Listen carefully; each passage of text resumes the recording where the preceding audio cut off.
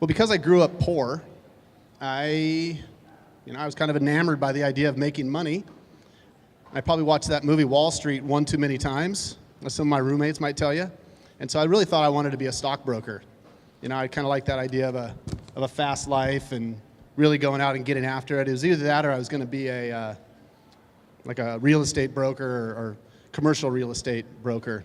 But that changed here at San Diego State my senior year with my good friend out here in the audience, Dennis, who was my business partner. He's the guy that really came up with the idea. He just hates public speaking more than I do, so that's why I'm up here when we started Set Your 9 in our backyard.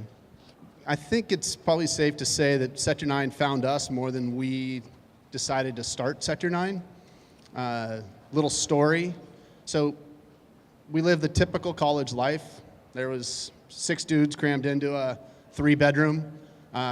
We lived in La Jolla in the Bird Rock area, and we did what apparently a lot of you guys like to do. And by the way, skateboarding was illegal at San Diego State when we were here, and that completely sucked because we got tickets for skating, so consider yourself lucky. And I hear it was student activists that got involved to help legalize skateboarding, so hats off to you guys. That's rad. We used to bomb the hills in La Jolla, and it was pretty simple. It was downhill. We were 20 years old, and we were having a good time. Most of us were riding just regular skateboards, just down the road. Neighbors loved that at 2 o'clock in the morning. Dennis had gone up to go snowboarding with a buddy in Lake Tahoe, I believe. And while he was there, snowboarding in 1993, by the way, was at the very, very infancy of it. You weren't allowed to snowboard on more mountains than you were. So snowboarding was relatively new. And Dennis came back with an old Sims snowboard that his buddy had given him. And doing what he does, he kind of cut it down and trimmed it up a little bit. He put some big, wide 215 Indy trucks on it, some big, soft Sims Snakes wheels, and started carving the hills on that while the rest of us are grinding behind him. And we'd always go surf down the hill at Southbird. And one day, we'd always stash our boards in the same place. And one day we came out, and the boards were gone. And we were bummed. And, we all had to make the walk of shame back up to the house. And when we got there were, a few of us were just, we were bummed because we were poor. We couldn't get another skateboard for a while. And Dennis was a surfboard shaper, shaping boards in the garage. It took forever to get a surfboard from him, by the way. And we had just built a mini ramp in the backyard. He went out and grabbed an old piece of plywood from the construction of the mini ramp. He cut it into what remains today, this teardrop shape out of a piece of plywood. He fiberglassed it. He drilled some holes in it, went to the swap meet, bought some big wide trucks and big soft wheels, and started bombing the hills on that. We finally figured out the kind of wood after we made a bunch of boards that broke on people when they would take off on them. We'd run out and go to Home Depot, buy the wood, come back, grind them out, and we would sell them. And so I think it was towards the end of college when we had made, a couple hundred boards. And we would see people riding boards because the circle had been removed, so it wasn't just our friends, it was friends, friends, friends. And you'd see people riding something that we had made, and we were like, wow, that's freaking cool. And so at that point, I think we decided that, maybe we're onto something, and maybe we should keep doing this. Well, haters love to hate.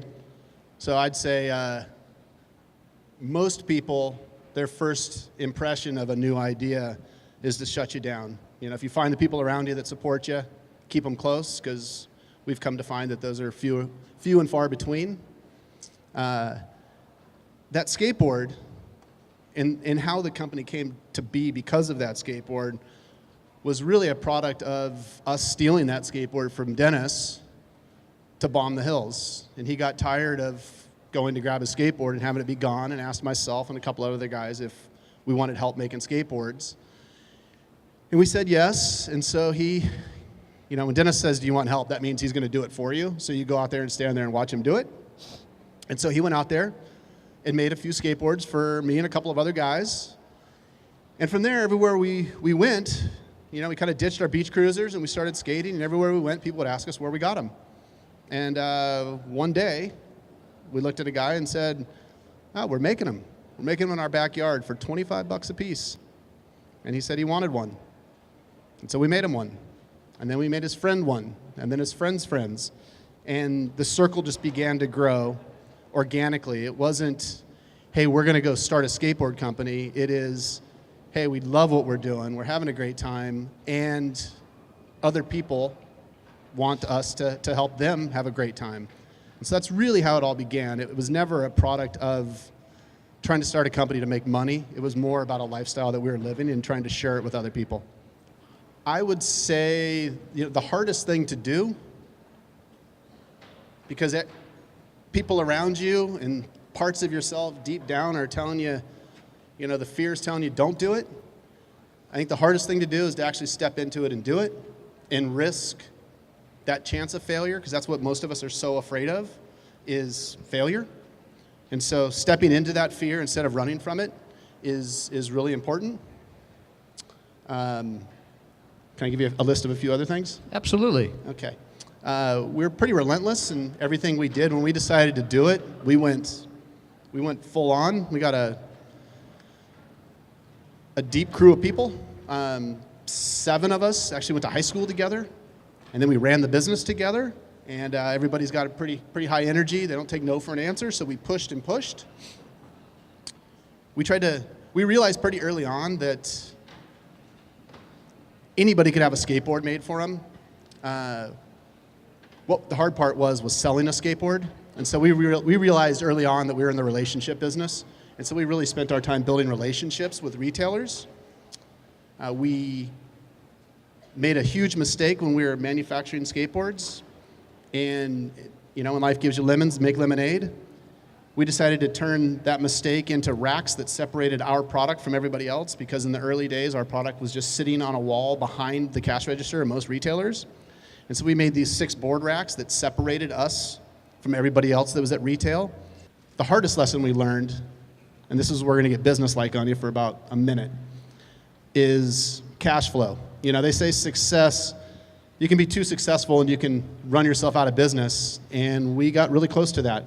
So here's my 1-minute lesson for all of you guys on cash flow. If you buy your widget today, you put your widget together tomorrow, and you sell your widget the next day to a retailer. This is for wholesale business. First of all, retailers, and no disrespect to retailers, they're all pretty cool, so you're really lucky if they represent your product. And they'll take your product and they'll say, yeah, Steve, you guys are cool. We'll do that, and we'll put it in there, and we'll represent it, and we'll pay you in 30 days if it sells. You're like, all right, well, that kind of sucks, but okay. Take our product and pay us in 30 days. Well, they don't end up paying you in 30 days. They end up paying you in 45 days or 60 days. And so what happens is, and you learn this the hard way, so hopefully those entrepreneurs out there can learn it now and not how we did. The bigger the business gets, the deeper the hole becomes when you are a bootstrapped business. The more successful you are, the more people love to hate you. And at first it feels really weird, but as you do it for a while, you come to love it. And so, you gotta love to be hated at times. You gotta polarize people, right? It's always better to be loved or hated than anywhere in between. If you're in between, you're the same as everybody else, and people will look right past you. So polarize people. Taking the path less traveled is a great path. It's uncharted though, and that's what ours was. It was uncharted, and so it's bumpy. It's full of potholes. There's trees in front of you, and you come through and you're blazing the path, and you don't mind it because you love it. But in the end, you're blazing the path for people to come in behind you, and it's a lot smoother for them than it was for you. And the last thing I'll say is, and the most important, and if you take nothing else away from this time as you wait to get your raffled off skateboard, is success is really a byproduct of passion. It is, if you start something and you just want to make money, I believe your chances of success are extremely slim. But if you do something because you want to create change, because you want to impact people's lives, you absolutely love what you're doing and you're passionate about it, then I think that's how movements begin. And I think that's what we really did here, is we put everything we had into it because we were passionate about it. And I want to say, for you guys that are possibly wanting to start something yourself someday, and in today's world with social media and everything, I think there's a direct correlation between passion and compassion. And so I think that you want to be compassionate. You want to be a compassionate entrepreneur, a compassionate capitalist, because I think that today you're telling stories directly to people, and that's what really resonates with people.